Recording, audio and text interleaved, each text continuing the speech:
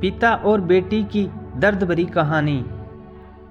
बाप और बेटी की दिल छू जाने वाली प्रेम कहानी। पत्नी अपने पति से कहती है, पत्नी पता नहीं क्या हो गया है, हमारी पायल को कल रात को खाना भी नहीं खाया और रो भी रही थी। अभी सुबह जगाने गई तो फिर से रो रही थी।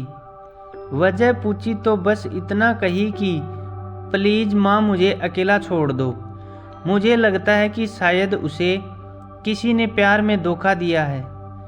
डर लगता है कहीं वह खुद को नुकसान न पहुँचाए।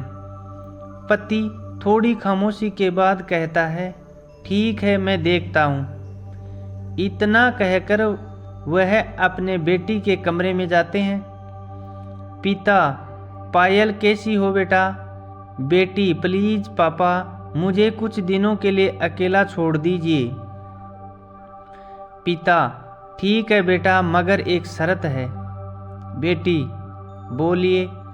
पिता, मैं तुम्हें एक बकवास कहानी सुनाना चाहता हूँ, तुम सुन लो, फिर हम तुम्हें डिस्टर्ब नहीं करेंगे। ओके? बेटी, ठीक है सुनाइए। पिता, आज से करीब 20 साल पहले एक राजा हुआ करते थे, बेहद अमीर। उनके 2 बेटे थे। बड़ा बेटा बेहद आज्ञाकारी और ईमानदार था। उस राजा को अपने बड़े बेटे पर नाज था। उसकी शादी एक खूबसूरत लड़की से कर दी गई। फिर वह खूबसूरत लड़की राजा की बड़ी बहू गर्भवती हुई। घर में खुशियां ही खुशियां छा गई, मगर राजा की जिद थी कि बेटा ही हो। राजा ने अपने बहू के गर्भ का चेकअप करवाया तो पता चला कि गर्भ में लड़की है। राजा ने बेटे को हुक्म दिया कि लड़की को गिरा दिया जाए। आखिरी बड़ा बेटा आज्ञाकारी था, ना तो करेगा नहीं। मगर पता नहीं उस पागल बेवकूफ को क्या सूझा कि 2 दिन बाद अपना राजपाट, धन दौलत, शानो शौकत सब कुछ छोड़ के अपनी गर्भवती पत्नी को लेकर महल से गायब हो गया। सच कहूं तो वह बड़ा बेवकूफ और पागल था। लोग बेटियों को बोझ समझकर गर्भ में नष्ट कर देते हैं और एक वह बेवकूफ पागल एक बेटी के लिए तमाम सुख सुविधाओं को ठोकर मार दिया। वह बाप की बात मानता तो आज उसकी जगह राजा होता। न जाने वह बेटी के लिए पागल बाप न जाने किस हालत में होगा। तभी पायल की माँ वहाँ आकर कहती है कि वह बेटी के लिए पागल शख्स और कोई नहीं, ये ही तेरे पिताजी हैं जो तुझे अपनी सच्ची कहानी सुना रहे हैं। तू कहती थी ना कि मम्मी नाना नानी को तो मैंने देख लिया, काश पापा अनाथ न होते तो दादा दादी का चेहरा भी देख लेती। तेरे पापा अनाथ नहीं है। तू बड़ी होकर जिद न करे दादा दादी से मिलने की, इसलिए तुझसे सच छुपाया गया।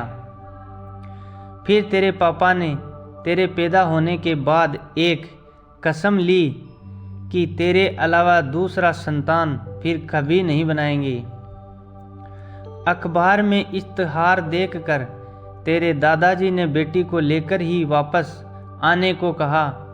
मैंने भी जोर दिया वापस जाने को, मगर तुझे गोदी में उठाकर तेरे पापा ने बस इतना ही कहा,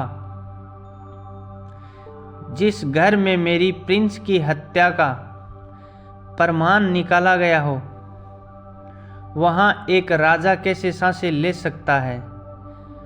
पायल की आंखों में पापा के लिए सम्मान, उनकी मोहब्बत के लिए ढेरों सारा प्यार और कुर्बानी के लिए इबादत करने जी कर रहा था। जिस घर में प्रिंस की हत्या का प्रमाण निकाला गया, वहां एक राजा सांस कैसे ले सकता है। पायल की आंखों में पापा के लिए सम्मान, उनकी मोहब्बत के लिए ढेरों सारा प्यार और उनकी कुर्बानी के लिए इबादत करने का जिक्र कर रहा था। आंसू थमने का नाम नहीं ले रहे थे, मगर सब कुछ अब सिर्फ पापा के लिए ही था। पापा ने बस आखिरी शब्द इतना ही कहा अपनी बेटी को, मैं नहीं जानता बेटा कि दुनिया तेरे बारे में क्या सोचती है, मगर तू मेरे लिए बेहद अनमोल है। भले मैं आज कहीं का राजा नहीं रहा, मगर तू कल भी, आज भी और सदा ही मेरी प्रिंसेस ही रहेगी। बेटी ने दौड़कर अपने पापा को गले लगाकर रोते हुए कहा, आप असली राजा हो और मैं आपकी प्रिंस। सबकी पलकें गीली थी, मगर वह एक नई सुबह की शुरुआत थी जहां प्रिंस फिर से अपने सियासत में लौट आई थी। बेटियां माता पिता की जान होती है, उनकी आन बान और शान होती है। दोस्तों, बेटी को बोझ ना समझे और हमारी कहानी अगर अच्छी लगे तो लाइक करें, शेयर करें और कमेंट करें। Thank you.